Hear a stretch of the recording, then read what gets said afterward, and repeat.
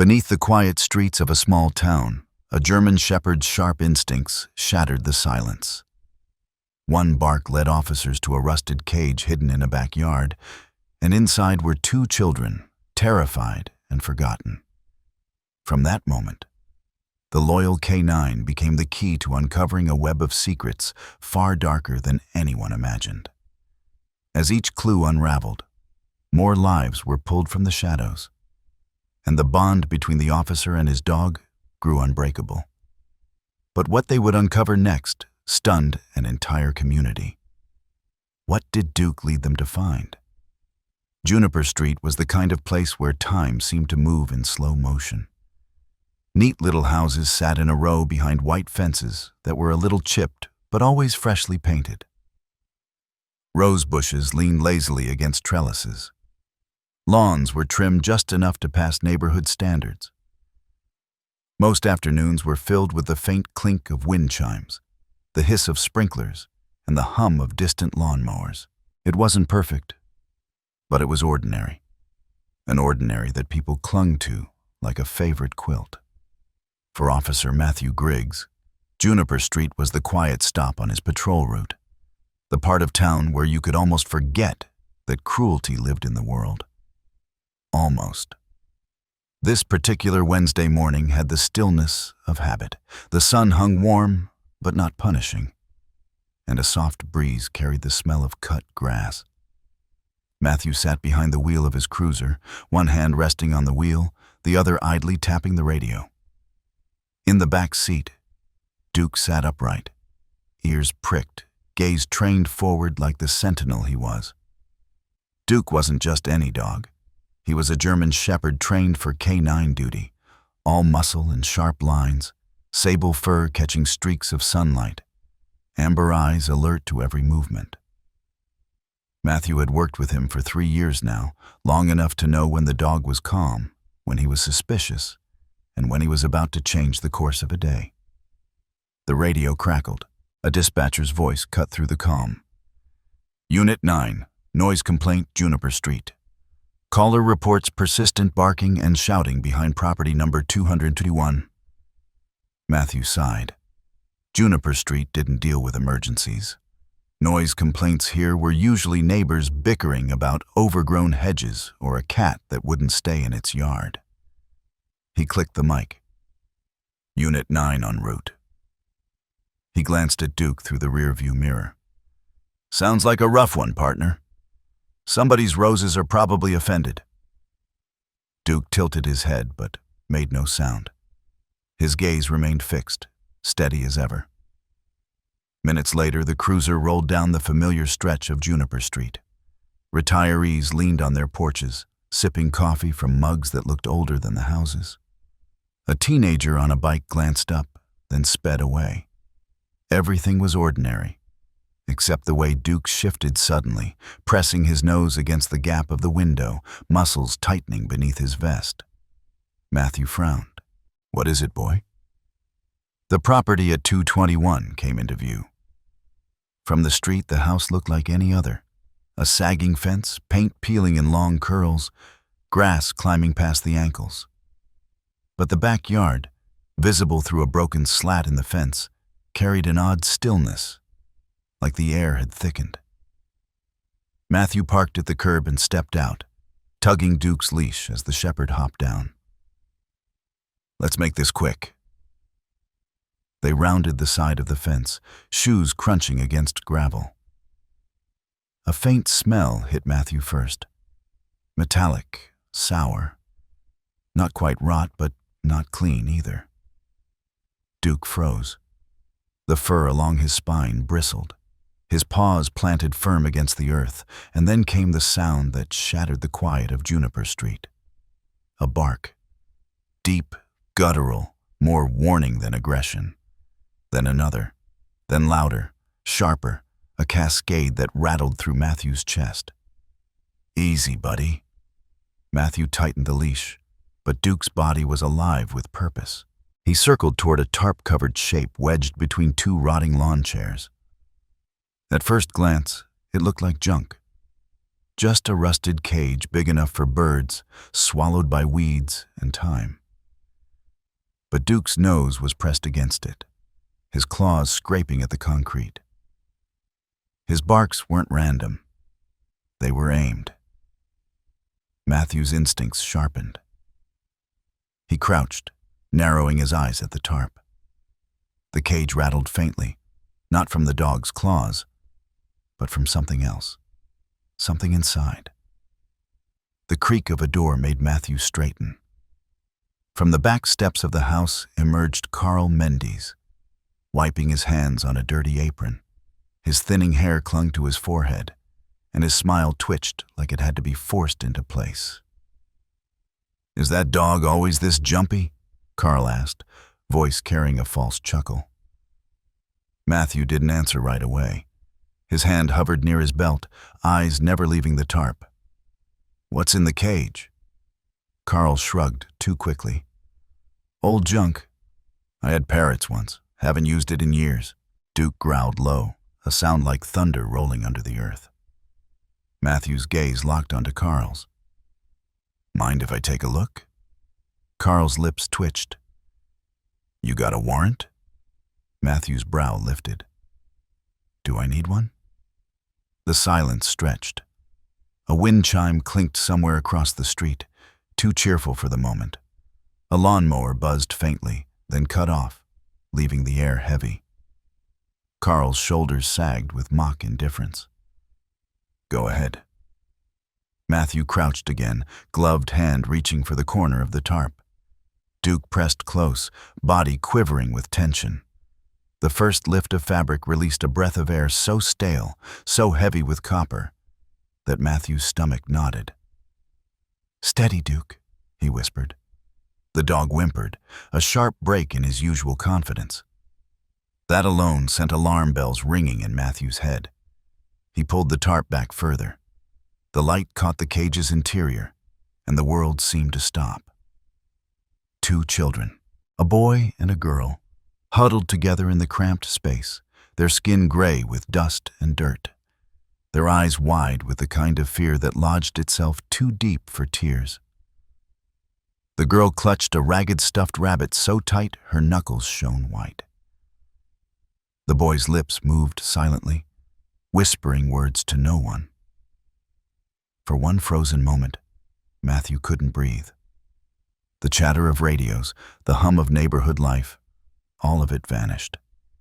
It was just him, the cage, and the truth that clawed at his chest.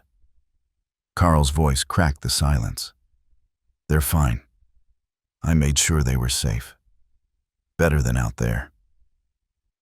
Matthew's head snapped around, fury flashing behind his eyes. "Stay where you are!" His voice was sharp, commanding. His hand went for the radio. "Unit 9 requesting immediate backup at 221 Juniper Street. EMTs and child welfare. 2 children alive, inside a cage."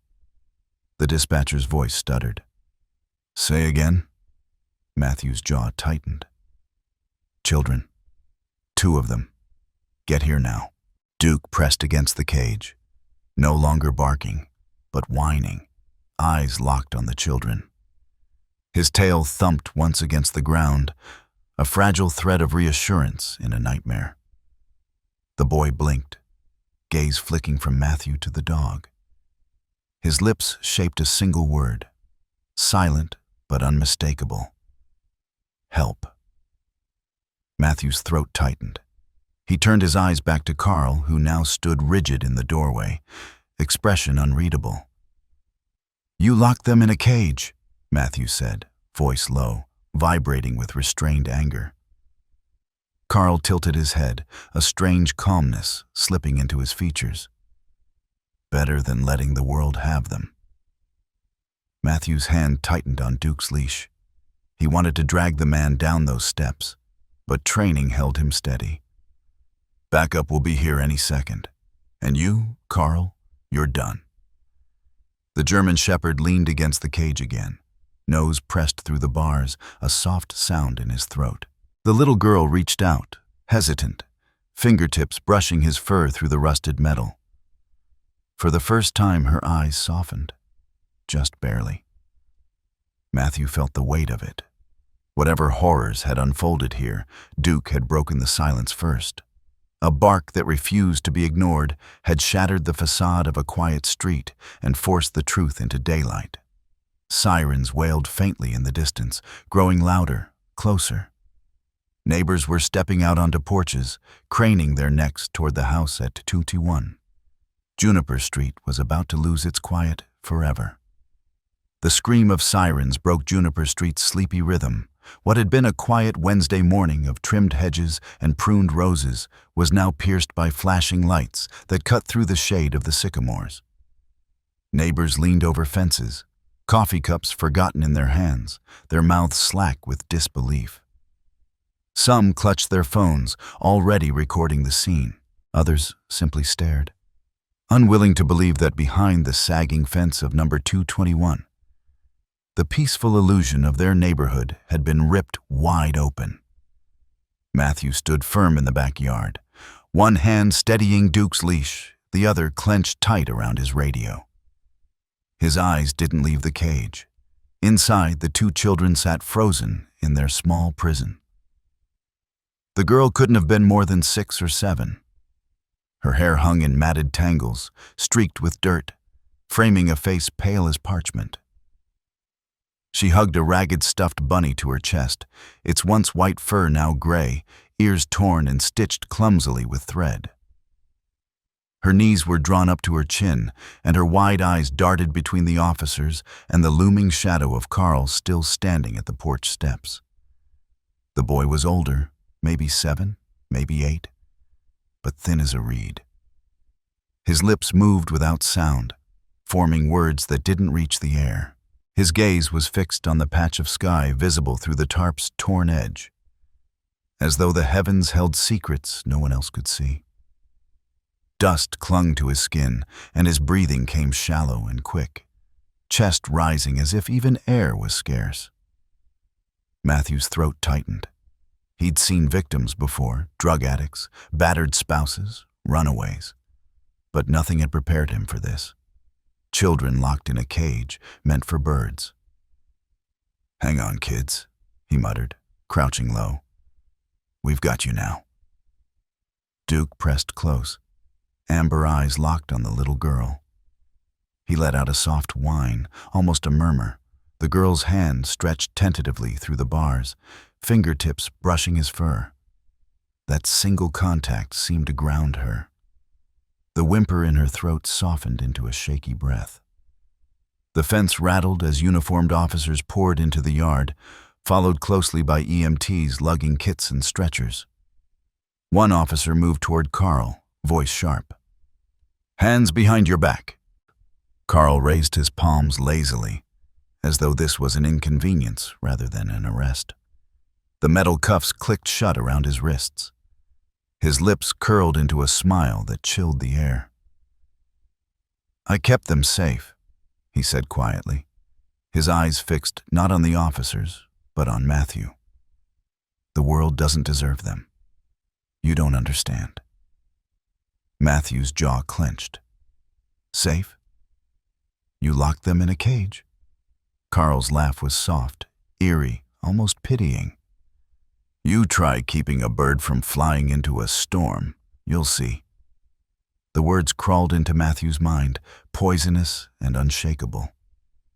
He forced himself to look away, to focus on the paramedics who were now prying the cage open. The rusted latch groaned in protest before snapping free. The EMTs crouched low, coaxing the children out with gentle words. "It's okay, sweetheart. You're safe now. We're here to help." The girl clung to her bunny, refusing to let go even as they lifted her carefully into waiting arms. She whimpered once, then buried her face into the medic's chest, clutching both the rabbit and the stranger's uniform like lifelines. The boy hesitated longer. He blinked at Duke, then at Matthew, then back at the slice of sky. Finally, with movements stiff and uncertain, he crawled forward. His limbs trembled with each motion. When he reached the edge of the cage, he paused, turned his head to Duke, and whispered, so faintly that Matthew had to lean in to hear it. Help. That single word hollowed Matthew's chest. He swallowed hard as the paramedics lifted the boy out, their hands careful, their voices calm but urgent. Neighbors gasped audibly from the fences, whispers rising like wind. Were those kids? Oh my God. In a cage? The ordinary street had become a stage for horror. As Carl was led away toward a cruiser, his muttering never stopped. Safer here. Safer with me. The world's crueler than any cage. You'll see. You'll all see. Matthew turned his head sharply, blocking out the sound. He crouched beside Duke, pressing a hand firmly against the dog's shoulder. You did good, buddy, he murmured. His voice cracked despite himself. You're the reason they're alive. Duke leaned into the touch, tail giving a faint thump against the grass. His breathing was steady, but his gaze never left the children now being loaded into the ambulance. The little girl, Lily, they would later learn, peeked out from the medic's arms, eyes still wide but fixed once more on Duke. She mouthed something Matthew couldn't hear, but he recognized the shape of the words. Thank you. The boy, Joshua, remained silent, lips still moving with whispers no one could decipher. His eyes never once looked at Carl. When the ambulance doors closed and the vehicle sped away, the yard seemed to exhale. Officers moved methodically, stringing yellow tape across the fence, photographing the cage, cataloging every detail. But for Matthew, the air still carried a weight too heavy to shake off. Detective Andrea Molina arrived minutes later, stepping from her unmarked car with her notepad already in hand. She was sharp, composed, her dark hair tied back, her eyes scanning the scene with practiced efficiency. What have we got? She asked. Matthew straightened, dragging a hand across his face. 2 kids. Alive. Barely. Kept in that cage. Andrea's gaze snapped to the rusted bars, the bent door, the space too small for even animals to be kept humanely. Her expression tightened. Jesus. She flipped open her notepad, scribbling quickly. Names? Don't know yet, Matthew replied. Girl's younger, clung to a stuffed rabbit. Boy hasn't spoken a word I could hear. Paramedics are taking them to St. Luke's. Andrea's pen is still. She looked at Matthew, really looked, and saw the flicker of shock still etched in his face. You okay? Matthew exhaled, long and shaky. I've seen a lot, but never this. Andrea closed her notepad. Then we start here. Every corner of this house, every inch of that yard. Whatever Carl Mendes was doing, it didn't stop at 2 kids. You know that. Matthew nodded grimly. He knew. The unease in his gut, the whispers still clinging to Carl's lips, the hollow stare in Joshua's eyes, all of it pointed to something deeper, darker. Duke shifted, ears flicking toward the house as though sensing what they hadn't yet uncovered. Matthew followed his gaze, heart tightening. The ambulance sirens faded into the distance, leaving Juniper Street suspended in a brittle silence. Yellow tape crisscrossed the Mendes property, fluttering faintly in the morning breeze. Neighbors lingered at their porches, murmuring in disbelief, their voices hushed as if speaking too loudly would make the nightmare worse. But inside the fence, there was no such hush. Officers moved like clockwork, documenting every angle, photographing the cage, collecting fibers and samples. The backyard already looked like a crime scene out of a dark headline. Yet Matthew Griggs knew, with a heaviness settling in his gut, that the backyard was only the first layer. Detective Andrea Molina walked up beside him, her notepad tucked into her jacket pocket now, a flashlight in her hand. She had the steady, measured look of someone who'd been through grisly scenes before, but her jaw was set a little tighter than usual. She glanced at the sagging house. "We've cleared the yard. Time to see what's inside," she said. Matthew nodded. Duke stood between them, alert, nose twitching at the faint currents of air seeping from the cracked doorway. The German shepherd's muscles tensed like coiled springs, ready to unravel at the first wrong sound. "Lead the way," Andrea added, though her eyes lingered on Duke. She trusted the dog's instincts more than any flashlight or warrant. The front door creaked open under Matthew's push. The smell hit them instantly. Stale air that hadn't moved in years, a thickness of mildew and dust clinging to every corner. It wasn't rot exactly, not the stench of something dead, but it was the smell of a house abandoned by life. The living room was dim, blinds pulled shut, letting only thin blades of sunlight cut across the floor. Stacks of yellowed newspapers towered in uneven piles, some nearly reaching the ceiling. Headlines blurred into one another, decades of forgotten stories stacked like bricks of a private fortress. A clock hung crooked on the wall, its hands frozen at 2:37. The tick of time had stopped long ago in this place. "God," Andrea muttered, sweeping her flashlight across the clutter. "How do people even live like this?" Matthew's boots crunched against something brittle on the floor, cracked cereal boxes, empty cartons, soda cans flattened under weight. "They don't live. They hide," he said quietly. Duke sniffed along the baseboards, his ears flicking at each sound the house made in protest of their steps. His nose brushed against old wallpaper, against dust-coated corners. His tail stiffened. He let out a low rumble, subtle but unmistakable. "Where?" Matthew asked instinctively. Duke padded toward the hallway, pausing before a narrow door. The brass knob was tarnished, paint chipped around its edges. Matthew opened it cautiously, revealing a cramped bedroom. A mattress lay directly on the floor, no frame, no sheets, just a thin foam pad darkened with stains. A dresser leaned against the far wall, its drawers half open, filled with mismatched clothing.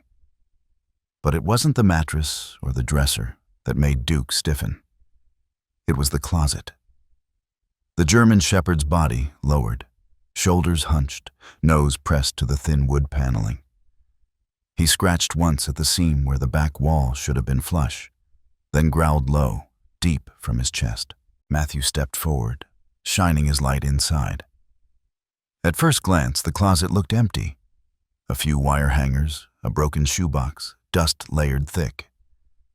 But when he ran his fingers along the back wall, he felt it.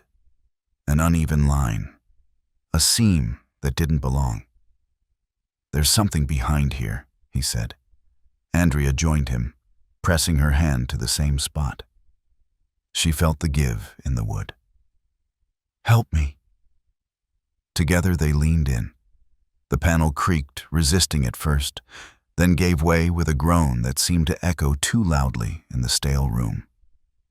The wall swung inward, revealing a narrow gap barely wide enough for them to slip through.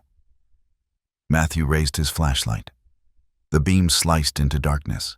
It wasn't large, maybe 6 by 10 feet, but every inch reeked of recent use. A thin mattress lay crumpled on the floor, stained and indented from small bodies. Empty juice boxes, torn wrappers, and a cracked plastic cup littered the corner. Andrea's breath caught as the light swept across the far wall. Childlike drawings scrawled in shaky lines covered the plaster.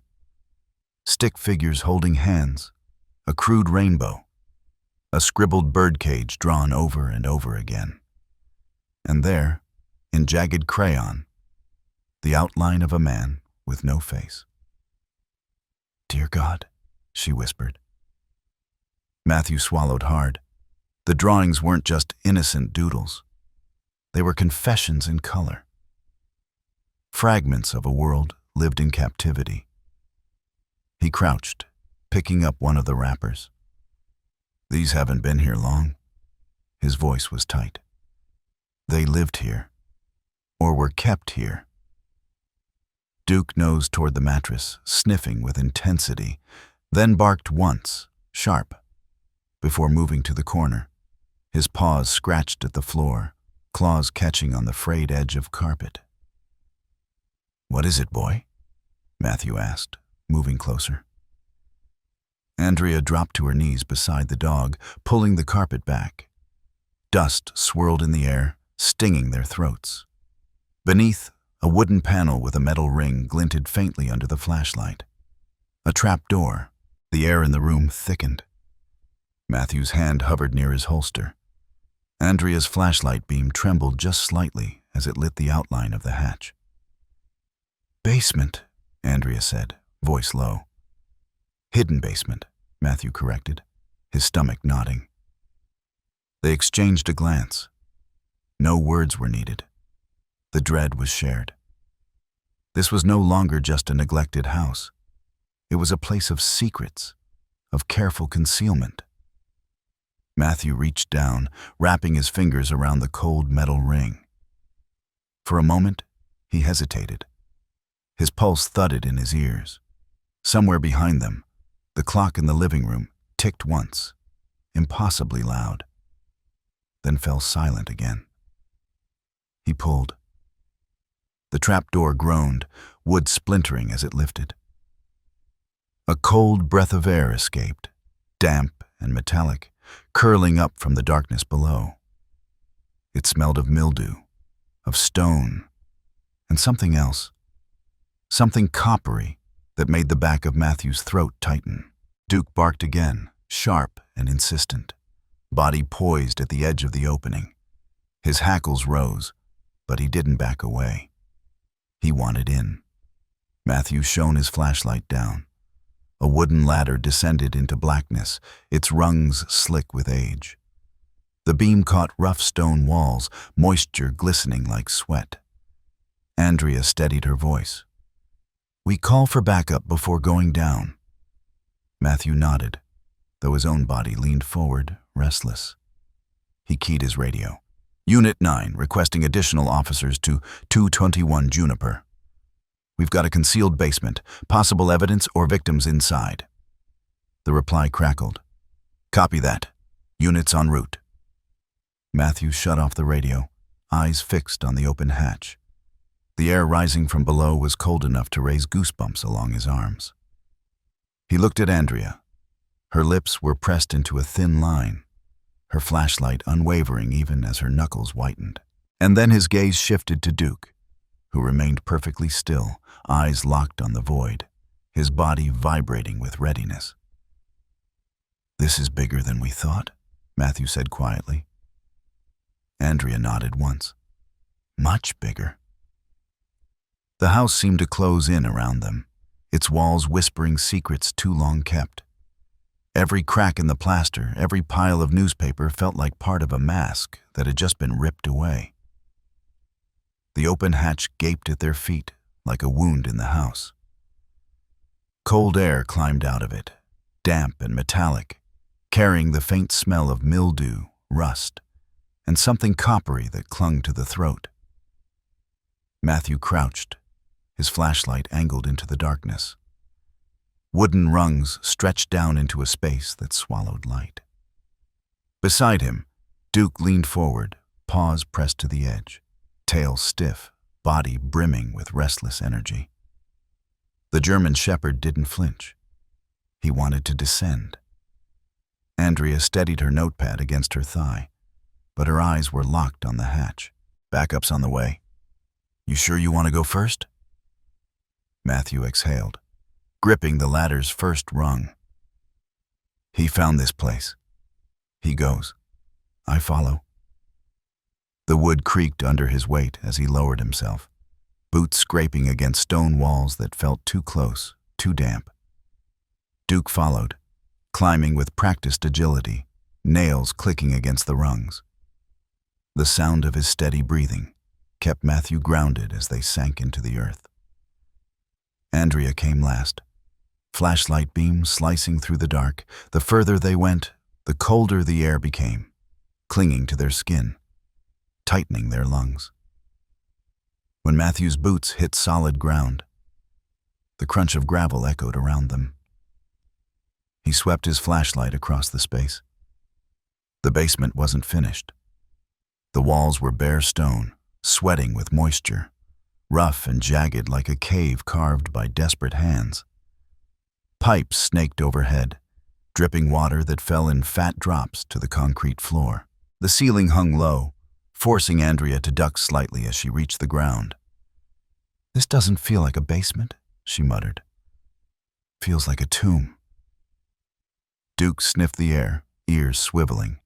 He padded forward, nose pressed to the damp ground, tail cutting slowly through the silence. Matthew followed his lead. His light caught on shelves lined against the wall, sagging boards stacked with boxes, tools, jars of screws and nails. Ordinary junk, until his beam swept past the shelves and caught on something hidden behind a curtain of plastic. "Over here," he said, voice echoing too loudly. Andrea's light joined his. Together they pushed the curtain aside. Behind it was a door, padlocked and heavy. Its steel gleamed faintly in the flashlight's beam, the lock old but functional. Andrea's mouth tightened. "This isn't storage." Duke growled low, his nose pressed to the base of the door. Moments later, 2 officers arrived from upstairs, Sergeant Ramirez and Officer Jacobs, bolt cutters in hand. They didn't ask questions. The scene itself had answered them. The lock snapped with a metallic crack. The door groaned open. Flashlights pierced the dark. What they saw wasn't a storage room. It was an office, an underground command post, carefully assembled, disturbingly meticulous. Computer screens sat on a desk, their surfaces layered with dust, but wires still plugged in. Maps covered the walls, each one dotted with pins and scribbled notes. A corkboard was pinned with photographs, school rosters, hand-drawn bus schedules, and Polaroids. Dozens of them, taped in crooked rows, edges curling with time. Faces of children stared out, some smiling in school portraits, others blurred in hurried snapshots taken from a distance. Each photo had a name written beneath it in block letters. Most of those names were crossed out with thick black marker. Andrea stepped closer, her pen falling limp in her hand. "Dear God." Matthew's chest tightened as his eyes moved across the board. Dozens of names, dozens of faces. This wasn't a one-time act. This wasn't Carl's lonely madness. This was a system. His beam froze on 2 Polaroids not yet crossed out. A girl clutching a stuffed rabbit, her gap-toothed smile caught mid-laugh. A boy, slightly older, his hair falling into his eyes. Beneath them, their names: Lily and Joshua. Matthew's hand curled into a fist. He had them marked, cataloged. Andrea's jaw clenched. And if they hadn't been found today, they'd have been crossed out like the rest. Duke barked once, sharp, dragging their attention. He was pawing at a small wooden chest in the corner of the office. His nose pressed against it insistently. A growl rumbling from his throat, Matthew moved quickly, pulling the chest into the open. The wood was scarred, hinges rusted, but the lid gave with little resistance. Inside lay shoes. Tiny shoes, mismatched, worn thin, some with laces frayed, others small enough to fit toddlers. Each one carried the weight of absence, tokens of children who had vanished from the world above. Matthew picked one up, his hand trembling despite the weight being so light. On the heel, written in ink, was a name: Lily. The room pressed down on him, heavy and suffocating. His breath came short, as though the walls themselves wanted to keep their secrets buried. Andrea covered her mouth with one hand. "This isn't just Carl. No way. This is bigger." She turned toward the board again, scanning the photographs, the maps, the scrawled notes, school bus schedules circled in red, Streets lined with arrows, foster homes marked with pins. "He's been watching them," she whispered, "tracking their movements, their routines. This is organized." Ramirez swore under his breath, the sound raw and hollow. "This isn't just one guy locking kids in cages. This is a whole damn operation." Matthew's eyes remained on the chest of shoes. He could still feel the soft whimper of the girl in the cage, the silent lips of the boy whispering help. Now the enormity of what Duke had uncovered pressed against his chest like a weight he couldn't shake. "This isn't just cruelty," he said. "It's systematic, planned, calculated." Duke sat at his side, his ears forward, his gaze fixed on the board as though he, too, understood the magnitude of what lay before them. Matthew crouched beside him, his hand resting on the dog's sturdy shoulder. "You started this," he murmured. "You pulled the thread." Andrea's voice was hard now, the tremor gone, replaced by determination. "Then we keep pulling until the whole thing unravels." The basement seemed colder as the reality set in. This wasn't just Carl Mendes, a recluse with eccentric habits. This was a link in a chain that stretched further than any of them could see. Above them, the house groaned in the wind, its walls steeped in silence. But down here, beneath the surface, the truth screamed from every photograph, every pin, every pair of shoes. The interview room was lit by a single overhead bulb, the kind that cast more shadows than light. Its hum was steady, low, almost taunting in the silence. The walls were pale gray, chipped in places, lined with scratches from restless chairs. On one side of the table sat Carl Mendes, wrists cuffed to the metal surface, his posture loose, almost comfortable. His eyes wandered toward the two-way mirror, where he knew others were watching, and a smirk played faintly at the corners of his mouth. Across from him, Detective Andrea Molina settled into her chair, notepad closed in front of her, pen resting silently between her fingers. She didn't write. Not yet. Beside her stood Officer Matthew Griggs, arms crossed, body angled against the wall. He hadn't sat down. His eyes hadn't left Carl since they brought him in. Carl broke the silence first.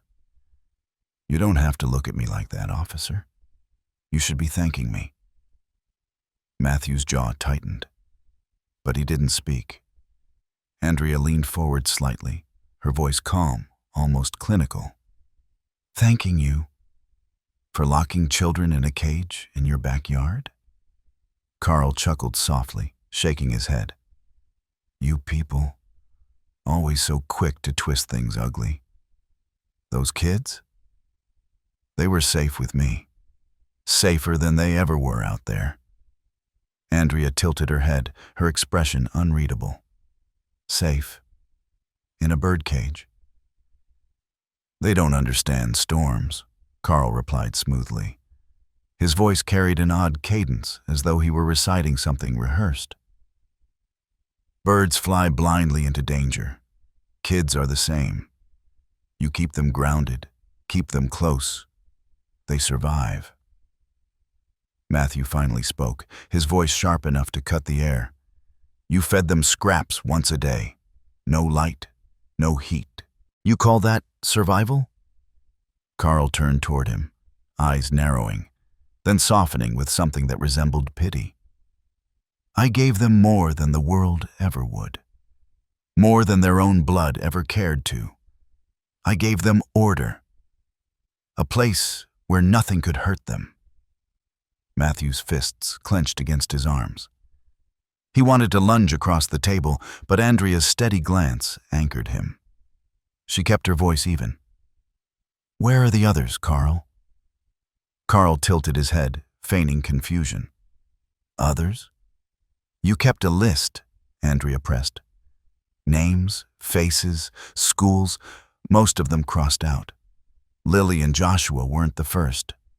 They won't be the last. Where are the others?" Carl's lips curved into something that wasn't quite a smile. "You've been in my basement." Andrea didn't answer, but her silence confirmed it. "You think you saw everything?" Carl said softly, leaning forward until his shackles rattled. "But you didn't. You saw pieces.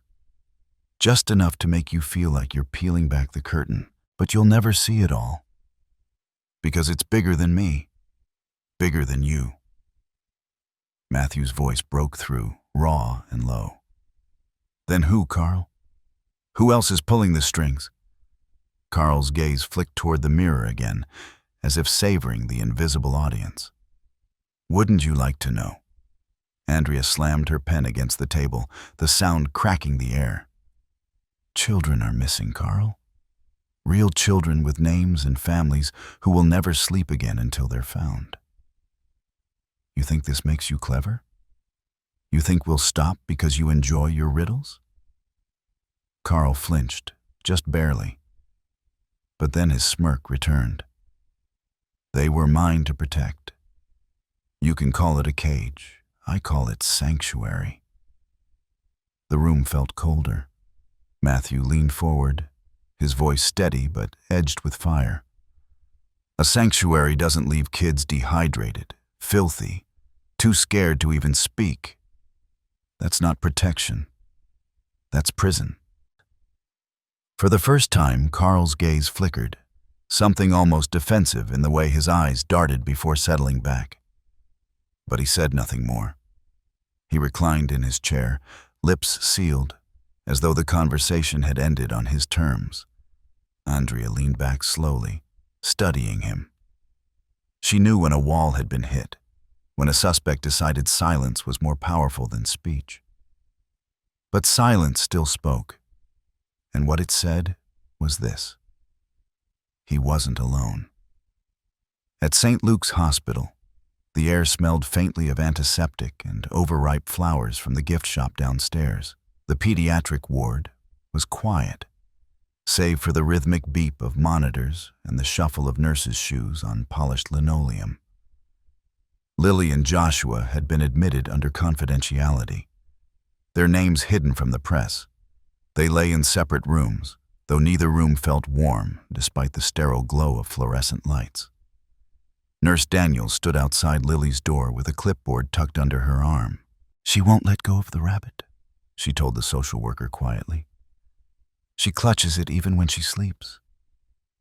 Anytime we try to check her vitals, her first words are, 'Don't take it.'" Inside, Lily lay curled on her side, the stuffed bunny pressed tightly to her chest. Her eyes opened only briefly, and when they did, they darted around the room as if expecting bars to reappear. She barely touched the food tray left on her bedside table. When a counselor asked her name, she said nothing.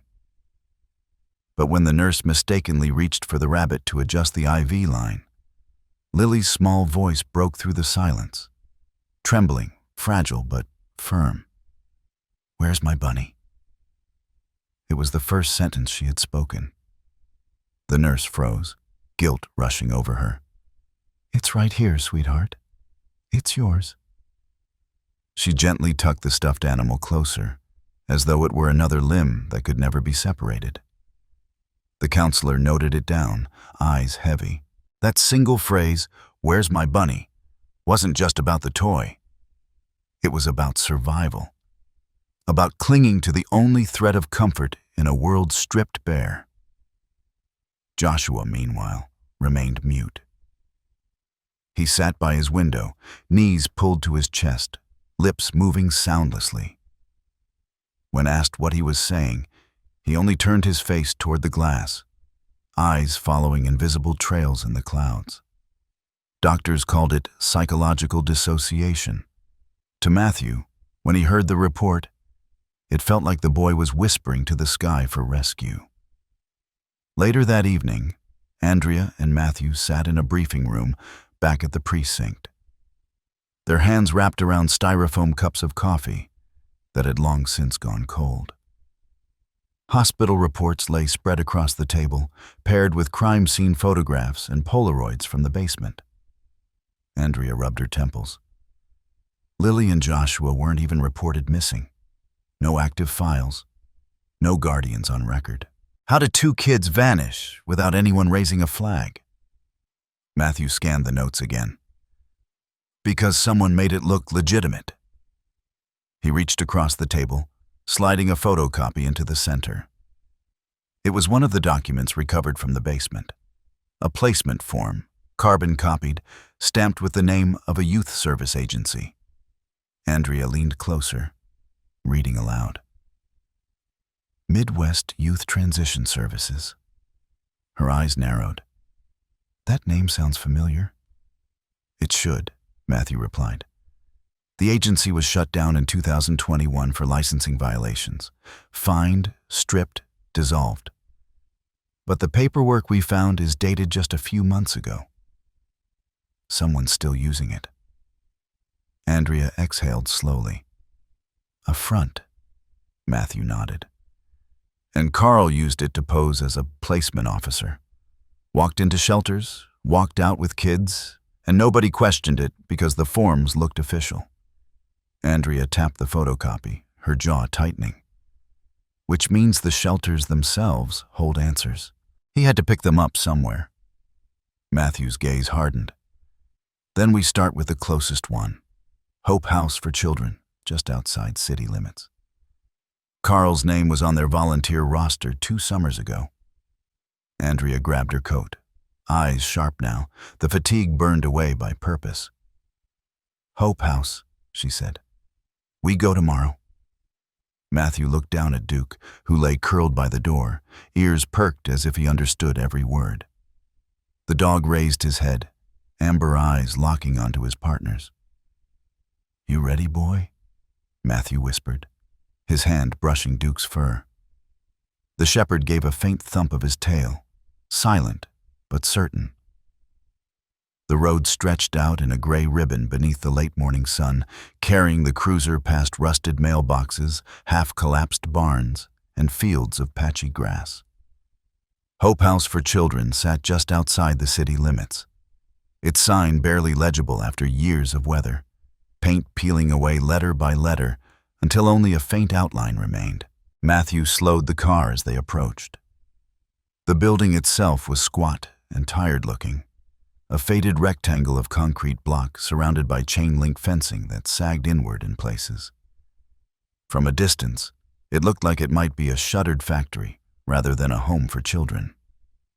Andrea flipped through a slim folder in her lap.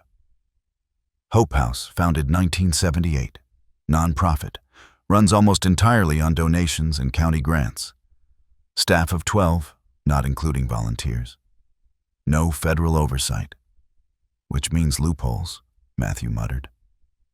Duke shifted in the back seat, ears forward, nose pressed to the narrow gap of the window. His tail thumped once against the floorboard, restless but alert. Matthew parked in the gravel lot. A handful of children's bikes leaned against the fence, their chains rusting. A swing set out back sagged, one seat missing, the rest squeaking faintly in the wind. For a place meant to be safe, it radiated neglect. They stepped inside to the smell of disinfectant, masking older odors of mildew and cafeteria food. The lobby was cluttered, its carpet threadbare, the paint chipped along the baseboards.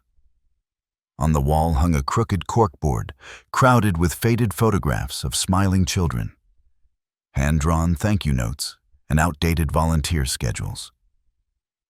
Behind the desk sat a woman in her mid-50s, hair tucked into a messy bun, scrubs patterned with cartoon animals.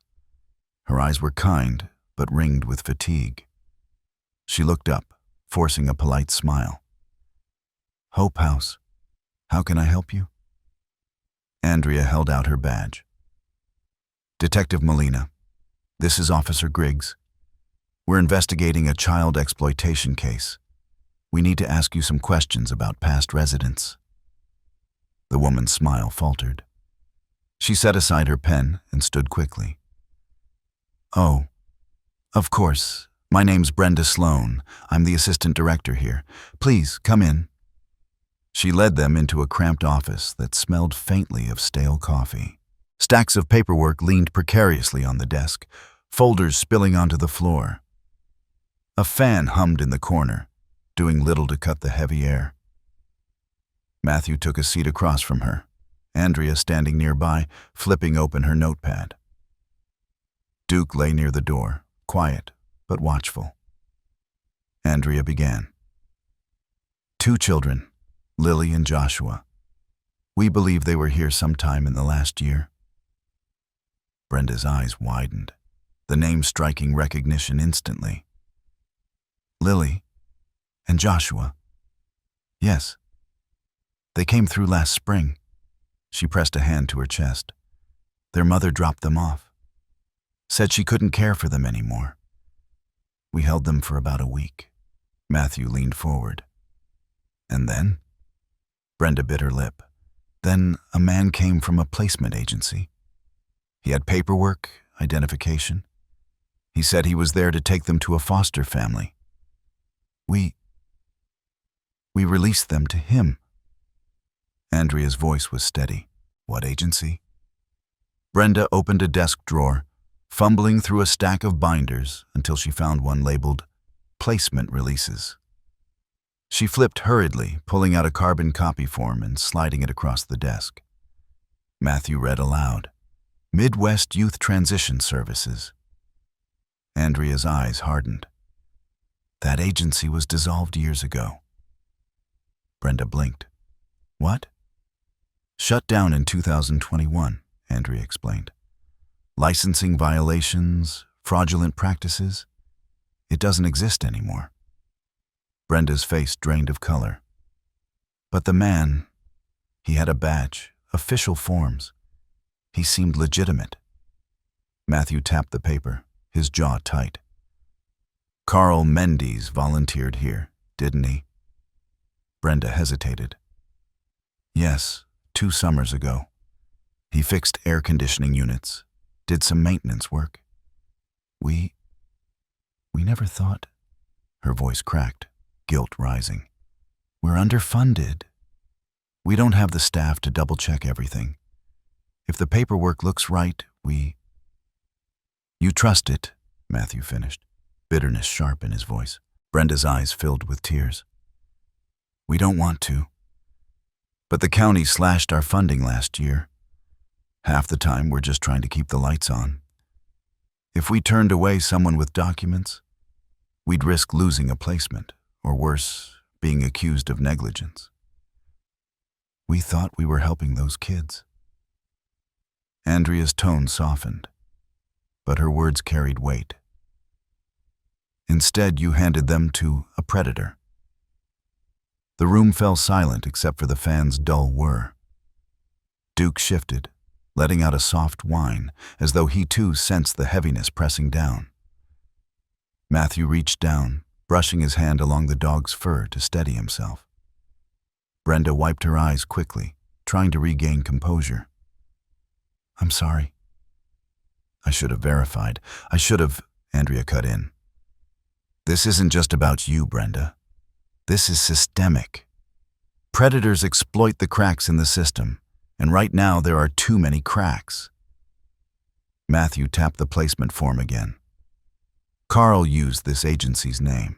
He walked out of here with Lily and Joshua because he knew no one would question it. This wasn't random. It was deliberate. Brenda nodded weakly. He's not the only one, is he? Andrea's silence was answer enough. After leaving Hope House, Matthew and Andrea sat in the cruiser for a long moment, neither speaking. Outside, children played half-heartedly in the yard, their laughter thin, forced. The swing squeaked in the wind. Matthew finally broke the silence. They thought they were sending those kids to safety. Instead, they delivered them to Carl. Andrea stared straight ahead, her voice tight. He didn't just act alone. The paperwork, the structure. This is bigger. A network. Matthew rubbed his temples, the weight of the basement's evidence crashing back. Photographs, names, Polaroids crossed out. If Carl could pose as a placement officer once, He could have done it dozens of times. Andrea flipped her notepad closed. Then, our next move is clear.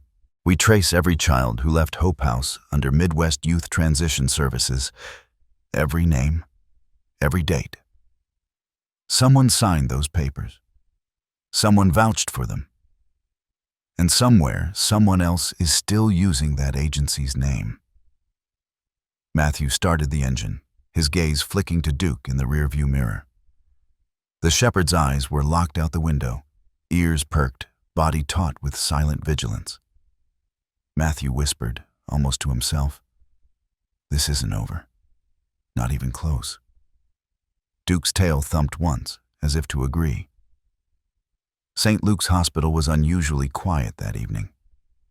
The pediatric wing sat at the far end of the 4th floor, past a line of vending machines and a waiting room filled with the scent of stale coffee.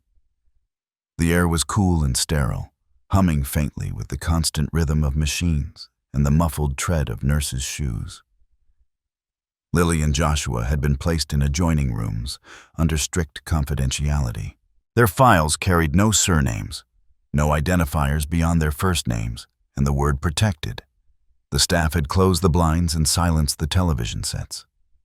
No cameras, no press, no curious visitors. Just silence. The kind that felt both protective and suffocating. Matthew walked the hallway with Duke at his side. The shepherd's nails clicked softly against the linoleum floor, the sound steady, grounding. Nurses glanced up as he passed, their expressions softening when their eyes fell on Duke. Even in a building accustomed to emergencies, the presence of the K-9 officer carried a gravity that words could not. When Matthew reached Lily's room, he paused at the doorway. The girl lay curled on the bed, knees tucked beneath a thin hospital blanket. Her stuffed rabbit rested against her chest, clutched so tightly the seams seemed on the verge of splitting. An IV line trailed into her arm, the steady drip echoing faintly in the quiet room. Her eyes fluttered open for only a moment before closing again, as if the world was still too heavy to face. Matthew didn't step inside. Some wounds were too fresh to prod with presence. He let the sight settle in his chest, heavy but grounding, then moved on. Joshua's room was different. The boy sat by the window, knees drawn to his chest, forehead resting against the glass. Outside, the sun was sinking, streaking the sky in bruised shades of orange and violet. His lips moved without sound, whispering to something unseen. He hadn't spoken since being rescued. The doctors called it selective mutism brought on by trauma. Matthew hesitated at the doorway before stepping inside. Duke padded in quietly, his presence filling the sterile space with something softer, something alive. The boy's head turned, eyes flicking toward the dog. Joshua's gaze lingered. His lips still moved, but slower now, as though his whispers had been interrupted. Matthew crouched beside the bed. "Joshua," he said softly. "This is Duke. He's the one who found you." The boy didn't respond. His eyes shifted between Matthew and the shepherd, uncertain, cautious. Duke sat calmly, tail still, ears forward. His amber gaze locked on the boy without judgment, without expectation. After a moment, he lowered his head onto Matthew's knee and stayed there, steady as stone.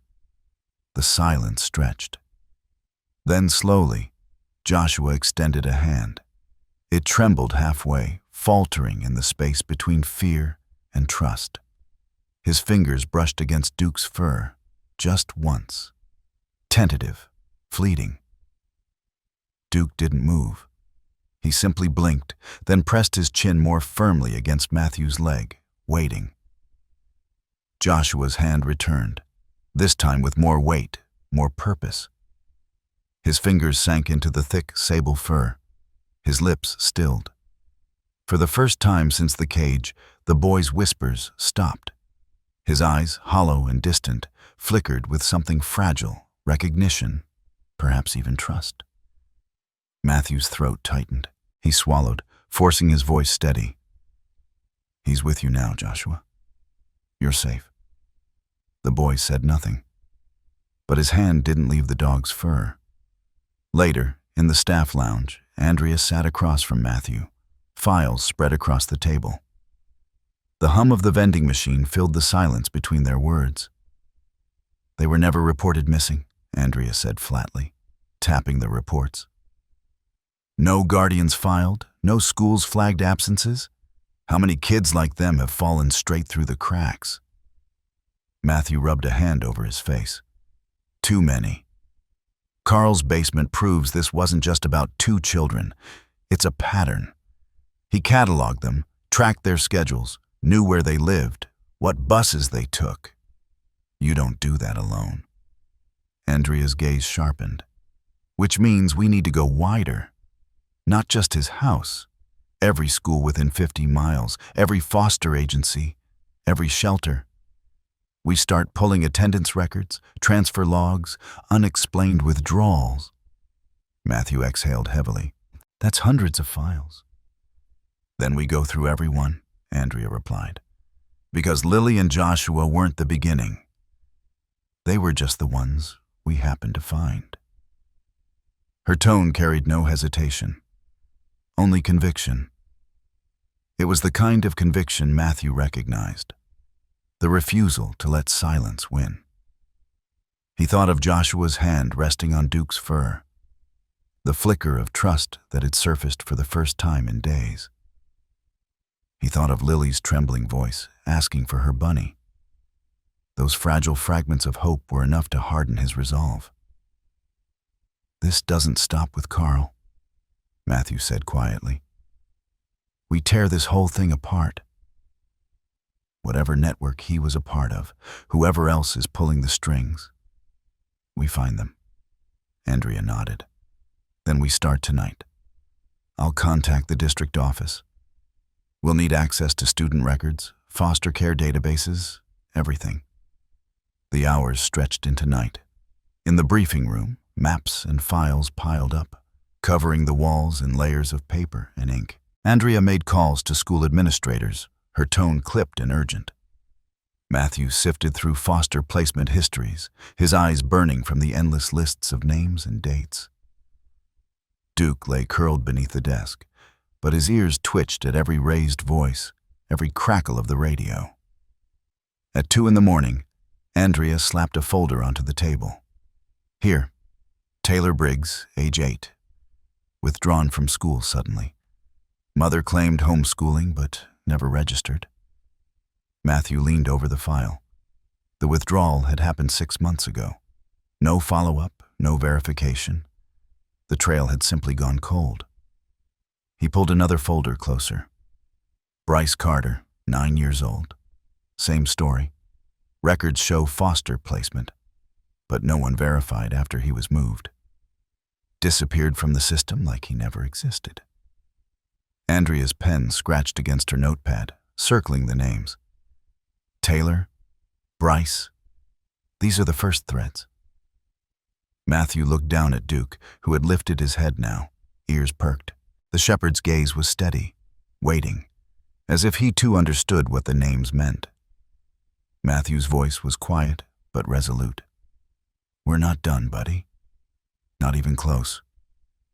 The morning sun broke through the blinds of the precinct briefing room, casting pale lines across the table littered with files.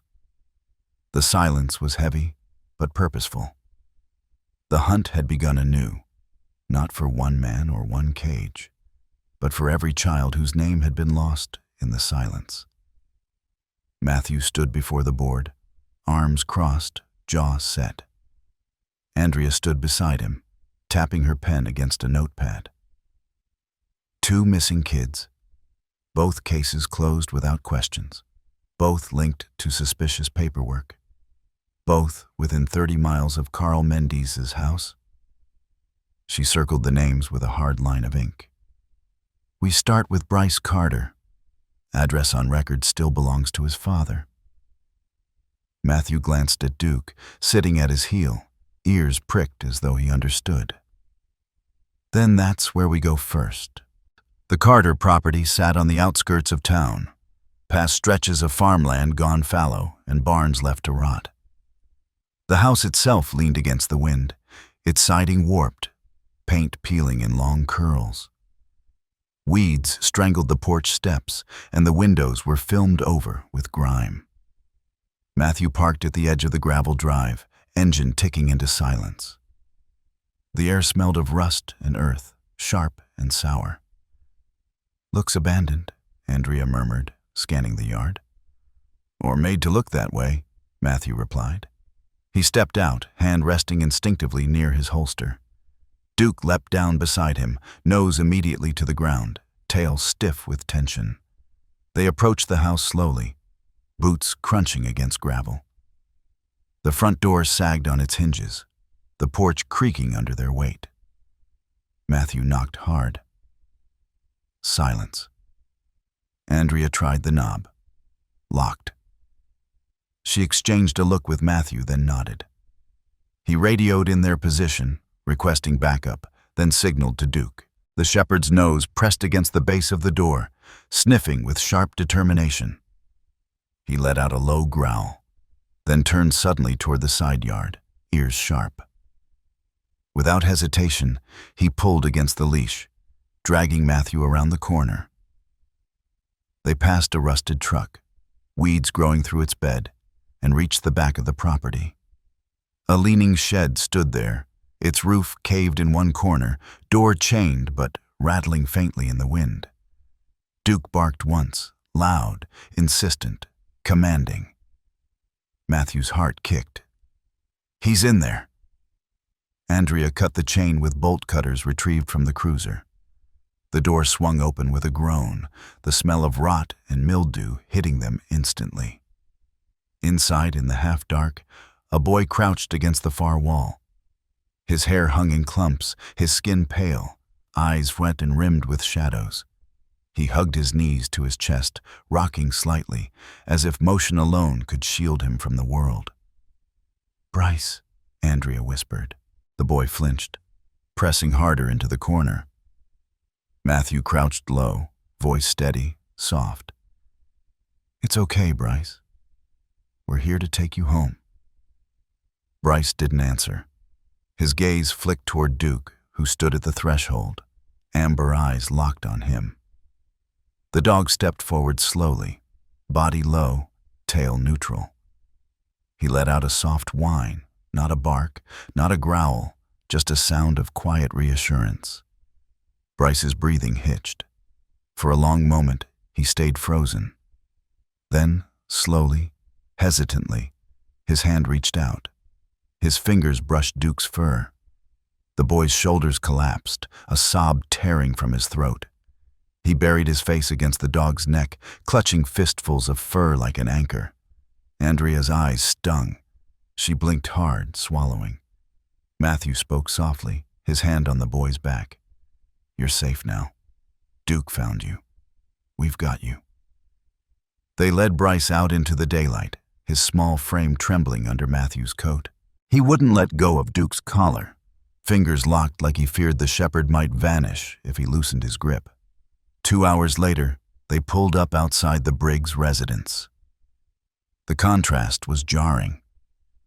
Where the Carter property had been decrepit, the Briggs home was deceptively ordinary.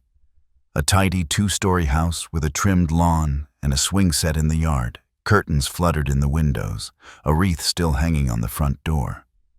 It looked like a picture of suburban calm. Matthew frowned. "This doesn't fit the pattern." "Which makes it worse," Andrea said grimly. A woman opened the door before they knocked.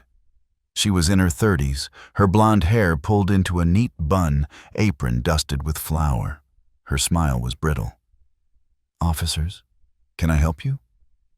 Andrea held up her badge. "We're here about Taylor Briggs." The woman's smile faltered. "Taylor? He's away with relatives." Matthew's eyes narrowed. "Mind if we come in?" Her hesitation was brief, but enough. "Of course," she said finally, stepping aside. The interior smelled of cinnamon and bleach. Family photos lined the walls, birthday parties, vacations, smiling faces. But as they moved through the house, Duke stiffened. His nose lifted, air drawn in sharp. His tail dropped low, his body tense. He pulled suddenly toward the staircase. Matthew followed, heart pounding. "Upstairs!" They climbed quickly, the woman's protests trailing behind them. Duke stopped at the end of the hall, nose pressed to a locked door. His bark shattered the air, sharp and unyielding.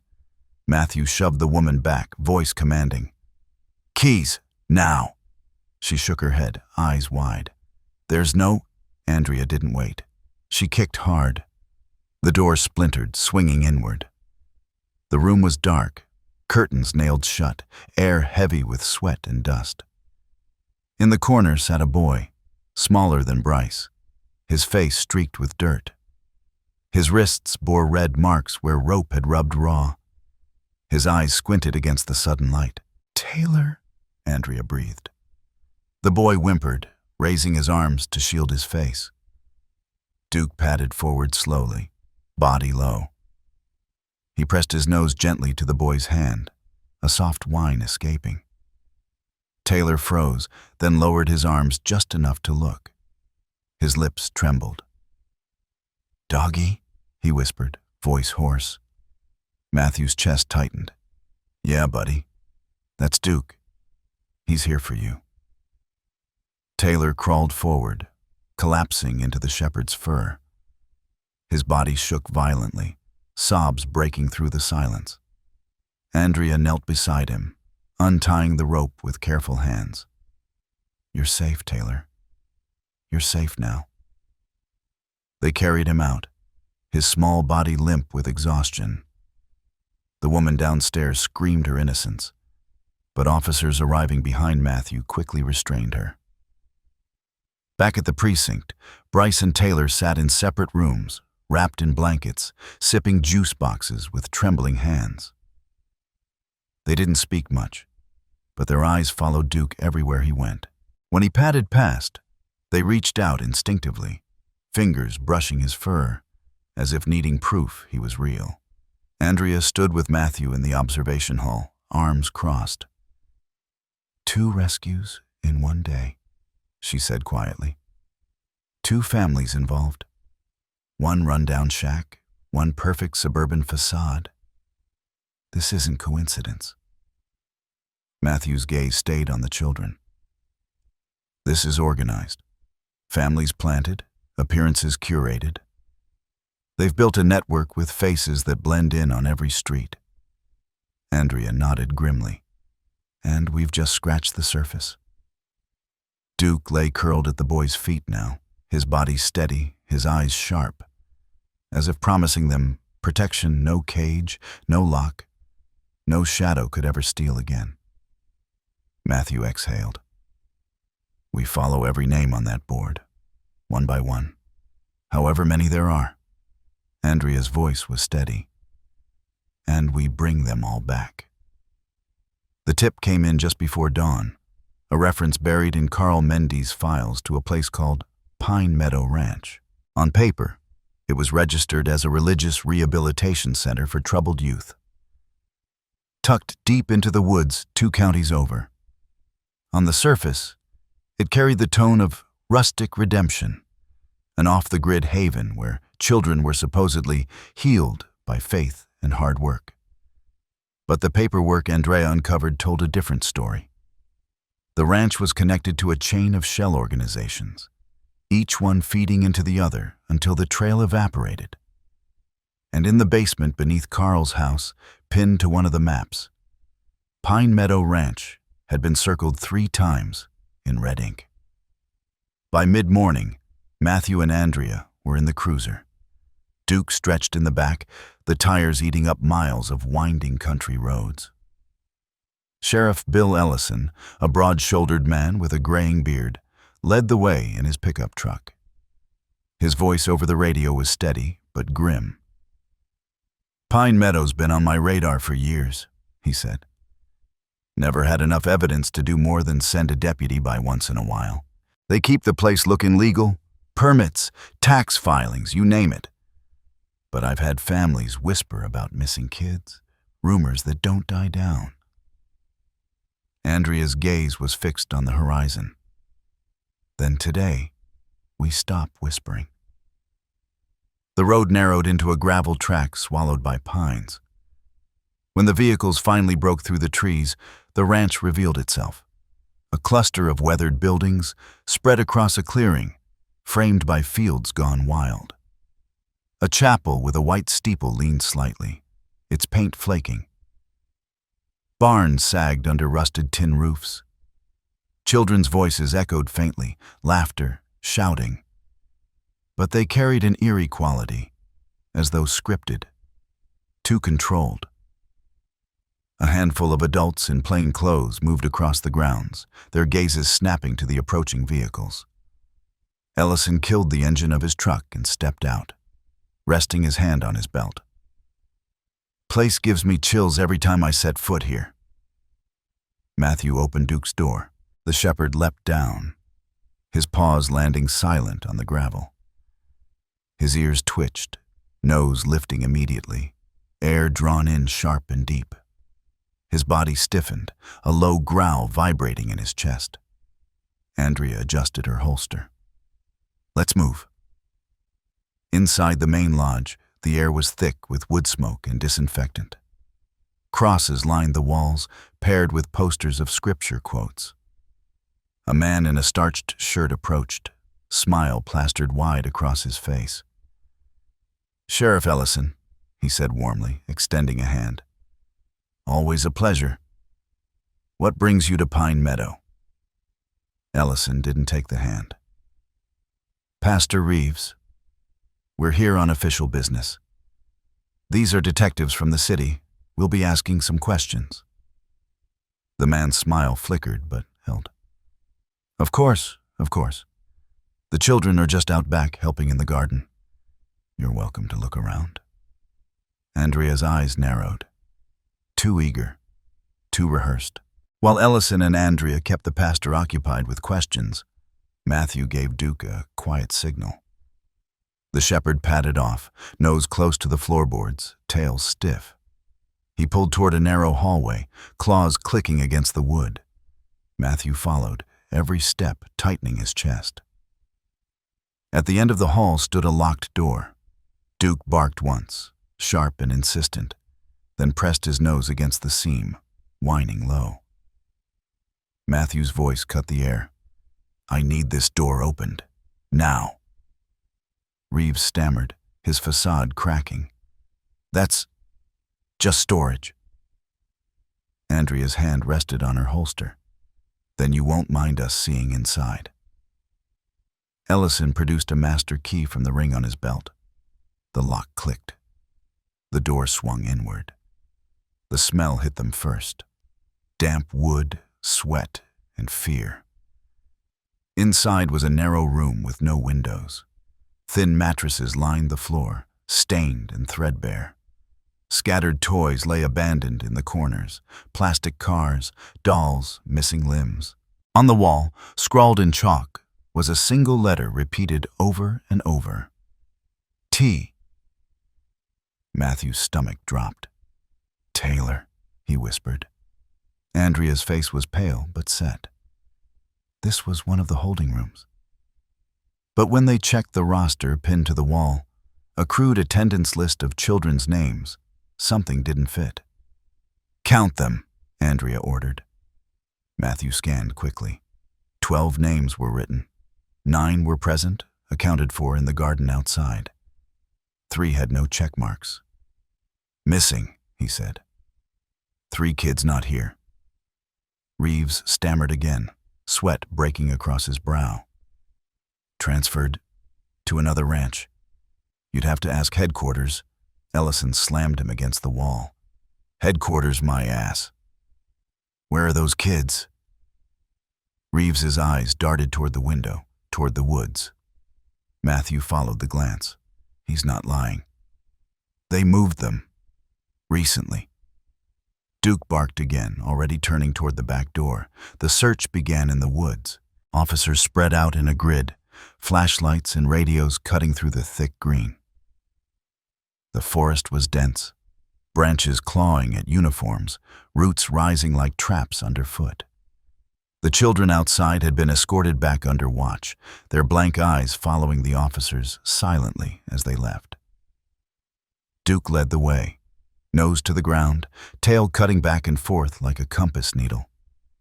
His pace quickened, pulling Matthew deeper into the undergrowth. The air grew colder, damper, carrying a faint metallic tang. Andrea stumbled over a root, but caught herself. "He's on something." "Trust him," Matthew said, breath tight. They broke through a thicket and into a clearing. There, half collapsed under vines and moss, stood a greenhouse. Its glass panes were shattered, jagged teeth glinting in the light. The roof sagged, beams broken and twisted. Duke growled low, circling the perimeter, his nose pressed to the earth, paws scraping against the moss-covered foundation. He barked once, then again, sharper, his body rigid. Andrea swept her flashlight across the structure. It doesn't fit. Why keep a greenhouse alive when the rest of the ranch rots? Matthew's eyes followed the dog. Because it's not a greenhouse anymore. They pushed inside. The air was heavy, humid, despite the broken roof. Vines strangled the rafters, weeds sprouted through cracked tiles. But beneath the smell of earth was something else. Sour, human. In the corner, a trap door lay half hidden under broken boards and discarded tools. Duke clawed at it, barking frantically now, his body vibrating with urgency. Matthew's pulse surged. He dropped to his knees, yanking boards aside until the hatch revealed itself fully. He gripped the rusted ring and pulled. The door resisted, then gave with a screech. The darkness below yawned, cold and unwelcoming. Andrea's voice was low, grim. This is where they took the missing kids. Matthew shone his flashlight into the abyss. Stone walls, damp earth, the faint glint of metal. Somewhere below, the echo of a sound, soft, faint, but real. A child's cry. Duke lunged forward, restrained only by Matthew's grip on the leash, his barks reverberating into the hollow beneath. The hatch beneath the greenhouse moaned as Matthew heaved it open, the rusted hinges screaming like a warning. A breath of air rose up, stale, damp, laced with something sour that clung to the throat. The darkness below seemed to swallow the light, daring them to step inside. Duke barked sharply, nose pressed toward the opening, body rigid. His amber eyes glowed in the beam of the flashlight, unwavering, insistent. Andrea's hand tightened on her weapon. This isn't just storage. You hear that? Matthew tilted his head. The sound was faint, almost lost to the wind, a whimper, the fragile echo of a child's cry. It was enough. Let's move, he said. They descended carefully, flashlight slicing through the void. The ladder was slick with condensation, each rung groaning under their boots. The walls were stone, wet to the touch, dripping in rivulets that pooled across the earthen floor. When Matthew's feet hit the bottom, the beam of his light swept across a chamber, roughly carved out of rock. The air was thick with mildew and the faint reek of unwashed bodies. And then the beam caught them. 3 children huddled together in a corner. A girl, maybe 10, her hair tangled into knots, eyes wide but vacant. Beside her, a boy a year or 2 younger, his cheek bruised, his lips cracked from thirst. The smallest child, barely 6, clutched a threadbare blanket to his chest, rocking slightly, whispering words only he could hear. "Maddie," Andrea breathed, her voice breaking. "Luis. Connor." The children flinched at the sound, shrinking back. Their eyes reflected the light like frightened animals, unable to process rescue from captivity. Matthew crouched, lowering his flashlight. His voice softened. "Hey, kids. It's okay. You're safe now. We're here to take you out." They didn't move.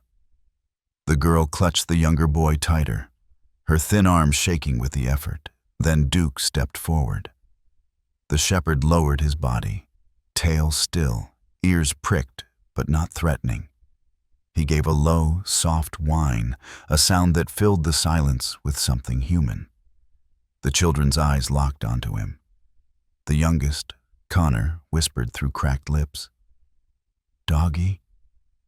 It was barely audible, but it cracked the stillness. The boy reached out with trembling fingers.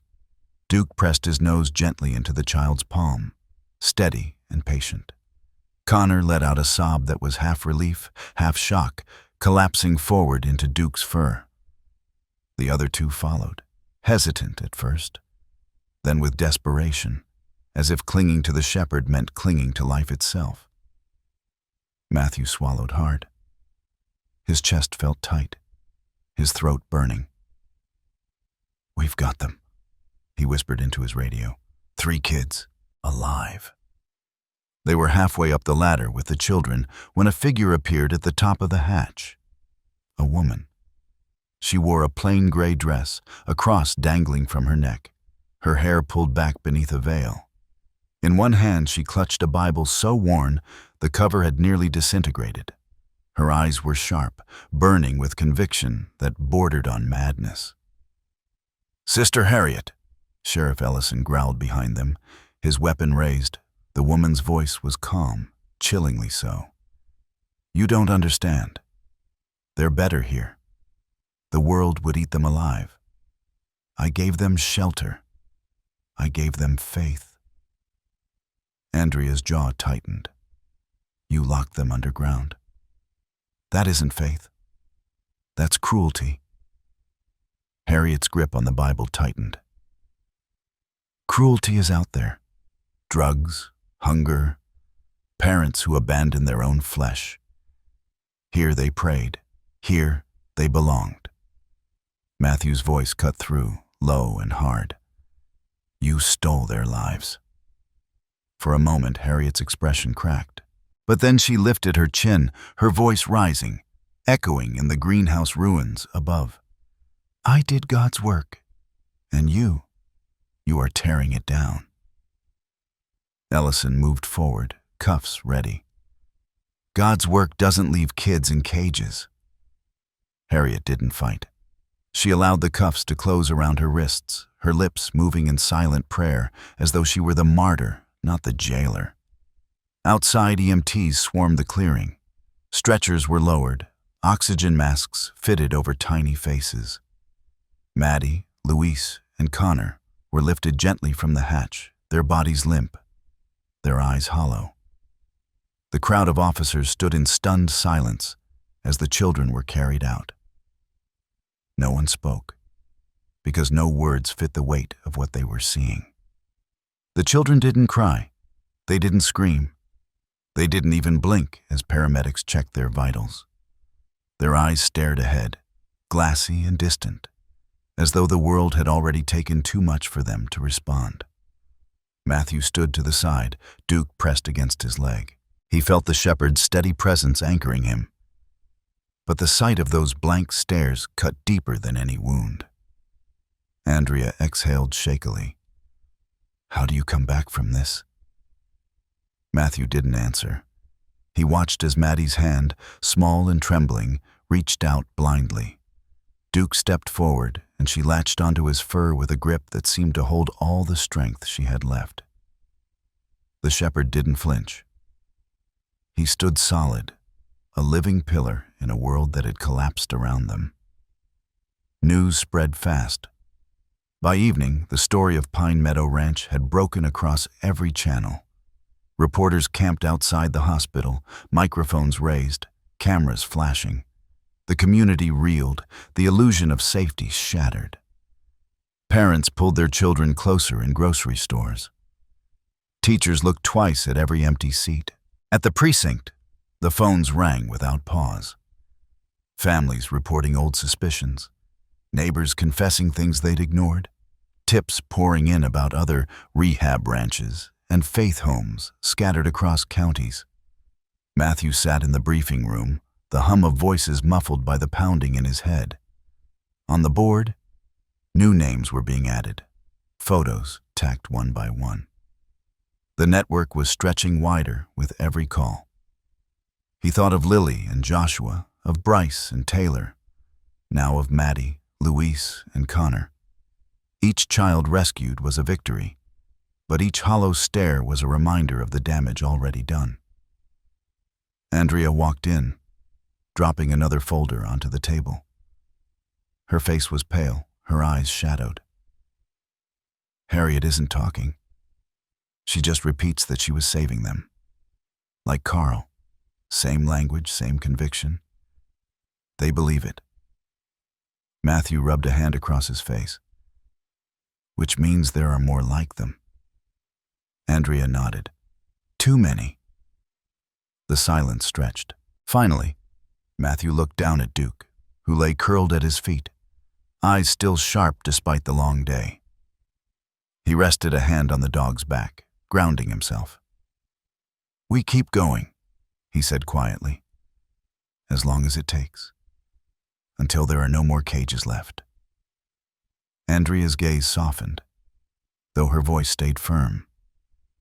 Then we follow the next lead, because this story isn't finished. Matthew nodded slowly, the weight of the children's blank stares carved into his chest. He knew sleep wouldn't come easily anymore. Every step forward felt heavier, every rescue a reminder of how many were still unseen. But when he looked at Duke, steady, loyal, unyielding, he felt the faintest flicker of strength return. The fluorescent lights in St. Luke's ward hummed softly as Andrea leaned over Maddie's bed. The girl's eyes were half open, her body fragile beneath the stiff white sheets. She clutched the corner of Duke's leash like a lifeline, her tiny fingers refusing to release it, even as the IV dripped into her arm. Andrea's voice was gentle. Maddie, can you tell me what happened? Who brought you to that place? The girl's lips parted, her voice hoarse, strained. 2 words slipped out like splinters breaking skin. He took the others. Andrea's heart clenched. Who took them, Maddie? But the girl only shook her head, eyes darting to the ceiling as if afraid of invisible watchers. She whispered again, softer this time. He took the others? Then she turned her face into Duke's fur and said no more. The phrase gnawed at Matthew's mind as he pored over files that evening at the precinct. The children they had rescued were just pieces of a much larger puzzle. If Maddie's words were true, Carl and Harriet were not the end of the chain. Someone else was still out there, moving unseen. Andrea entered with a new folder. The Carter boy finally spoke, she said, setting the file on the desk. Said he saw another man at the ranch. Not Carl, not Harriet. Matthew lifted his gaze, sharp. What did he describe? Tall, broad shoulders, always wore a mask. And he whistled. Said you could hear him before you saw him. Matthew exhaled slowly. A chill rippled across his skin. A man who hid his face and announced himself with sound, that wasn't random. That was ritual. Andrea flipped the folder open, revealing a fresh report. And it lines up with something else. Hospital staff got a statement from Travis Carter's older cousin.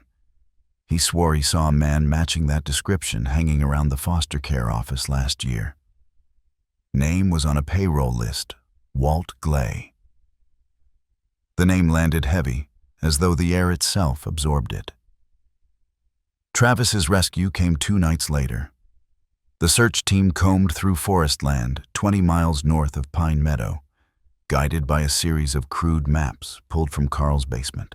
Duke led the charge, nose pressed to the ground, weaving through pine needles and moss. The shepherd's pace quickened as the trail grew stronger, pulling Matthew deep into the woods. The moon hung high, fractured by branches overhead.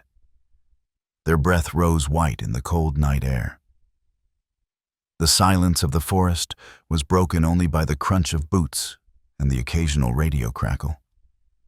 Then Duke stopped. His body stiffened, tail straight, ears forward. A low growl vibrated from his chest. Matthew swept his flashlight ahead. The beam caught on a mound of earth, half hidden by brush. A crude wooden hatch lay embedded in the ground, edges reinforced with metal. Andrea's stomach sank.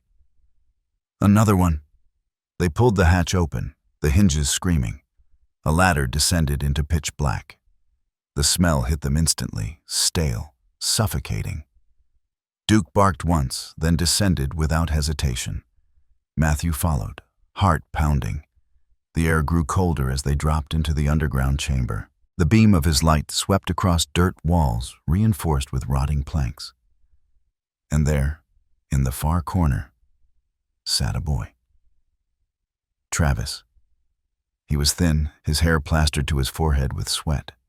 His knees were drawn to his chest, his lips moving in an endless rhythm of words no one else could hear. Matthew crouched. Travis, you're safe now. The boy blinked, his eyes hollow.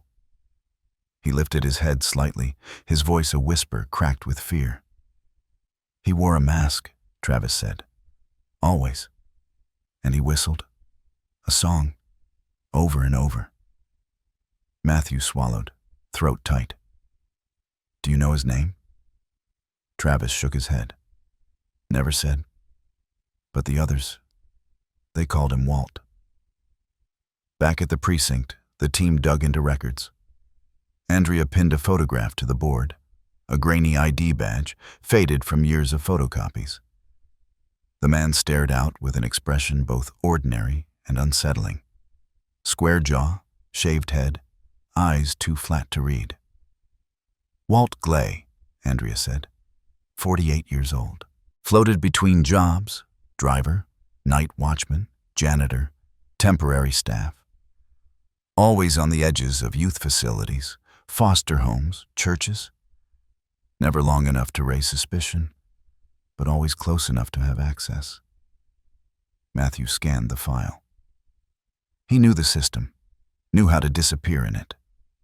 Andrea tapped a highlighted line. And here's the kicker. He owned a black van, registered 2 years ago. Last sighting was near the state line. Plates flagged, but never pursued. Matthew's chest tightened. He pictured the blank stares of the children they'd rescued, the way Travis trembled as he spoke of the masked man. That's our link. He's the one moving them. Carl and Harriet were the collectors. He's the courier. Andrea's voice was grim, and maybe more than that. The board in the briefing room grew crowded with photographs and names, lines of red string connecting the scattered pieces. At the center now was a new focal point. Walt Glay. Later that night, Matthew sat in the quiet of the precinct garage. Duke stretched at his feet. The shepherd's breathing was slow, steady, but his ears twitched at every sound. Matthew rubbed a hand over his face. Maddie's words still echoed. He took the others.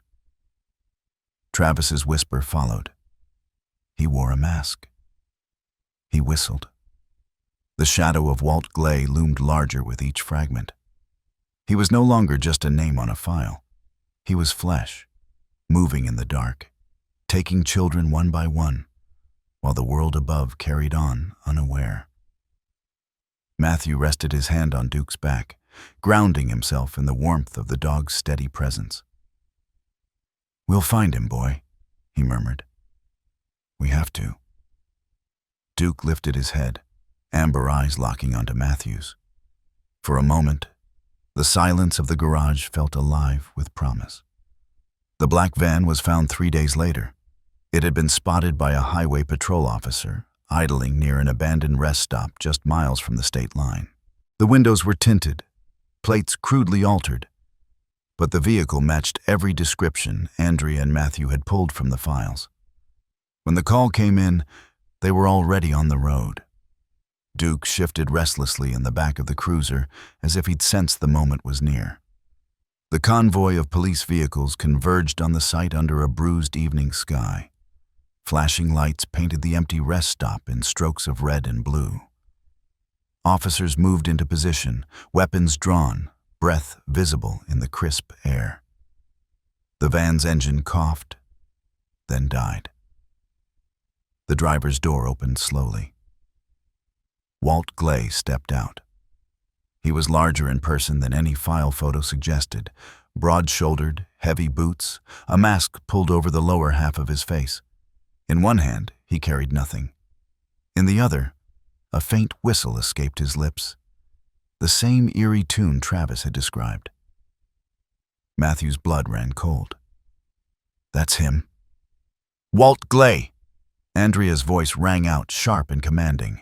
"Hands where we can see them." Walt lifted his hands lazily, palms outward, but the whistle didn't stop. The sound carried across the lot, thin and mocking, until an officer lunged forward and yanked the mask away. The man's face was expressionless, flat eyes, no flicker of fear. "On your knees," Matthew ordered. For the first time, Walt spoke. His voice was calm, disturbingly so. "I've saved more than you'll ever know." Officers swarmed. The cuffs clicked tight around his wrists. But even in restraint, Walt stood like a man who believed he had already won. The van was searched under floodlights. Inside were binders, boxes, and drives, photographs, medical records, school rosters, evidence of dozens of children, tracked, cataloged, stolen. Some names were familiar, crossed off lists already pinned to the precinct board. Others were new, unknown, their faces staring blankly into the dark night from glossy prints. Andrea flipped through one binder, her breath catching. "This isn't local. These kids, they're from 3 different states." Matthew clenched his fists. He's part of something larger. Walt was placed in an interrogation room that same night. Unlike Carl, unlike Harriet, he didn't fidget or ramble. He sat upright, posture firm, eyes unblinking. "You think cages are cruelty," he said evenly, when Andrea pressed him. "But the world cages them too, with poverty, with violence, with parents who don't care. I built sanctuaries. I kept them safe." Andrea leaned across the table, her voice sharp. "You starved them. You broke them. You buried them underground." "They survived," Walt replied simply. "Better than they would have out there." Matthew's voice was low, seething. "You call this survival?" He slid a photograph across the table, Connor, eyes hollow, clutching Duke's fur as if it were the only thing keeping him alive. "Look at him. You did this." For the first time, Walt's lips curved, not into a smile, but into something darker. "He'll remember me long after he forgets you." "They all will." The words chilled the room. But as the questioning stretched into hours, the scope of Walt's network began to unravel. He spoke in half-truths, in riddles, but the fragments formed a pattern. Warehouses across state lines, other faith homes hidden in rural towns, associates who shared his convictions. Each revelation widened the map, stretching beyond Juniper Street, beyond Pine Meadow Ranch. Andrea slammed the file shut. "This isn't just a man. It's a movement."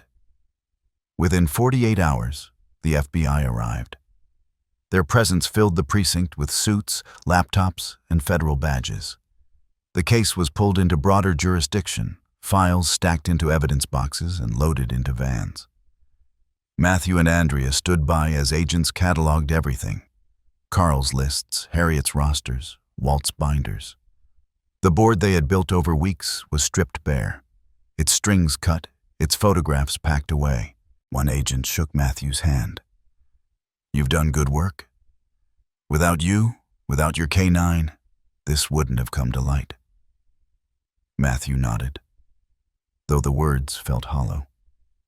He looked down at Duke, who sat at his side, head high, eyes steady. The dog didn't need thanks. He already knew. The community gathered a week later in the town square. A vigil, some called it. A celebration, others said. Parents clutched their children. Teachers held candles. News crews hovered at the edges, but kept their distance. On a makeshift stage, the rescued children sat in rows of chairs.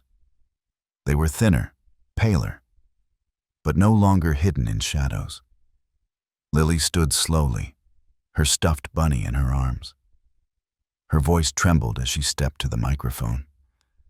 "Thank you," she said, her eyes sweeping across the crowd before settling on the shepherd, sitting in front of the stage. Her small voice grew steadier. "Thank you, Duke." The square erupted in applause, but the dog only tilted his head, amber eyes calm, tail sweeping once against the ground. Matthew felt his chest tighten, pride mingling with grief. The battle wasn't finished, but in this moment, a child had found her voice again. That was enough.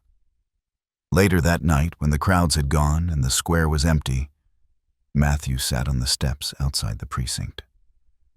The town lay quiet under the weight of midnight. Duke sat beside him, gaze lifted toward the sky. The stars glimmered faintly, scattered across the dark like shards of glass. Matthew leaned back, exhaling slowly. "We saved some, but there are more out there." Duke didn't move, didn't look away from the sky. His steady presence was enough. Matthew rested a hand on the shepherd's back. "We'll keep going, boy, as long as it takes." The silence stretched, but it was no longer suffocating. It was the silence of a world momentarily at rest, a brief pause before the next storm. Above them, the stars burned quietly. Below, a man and his dog sat shoulder to shoulder, knowing the fight was far from over, but also knowing that, tonight, lives had been pulled from the darkness back into the light.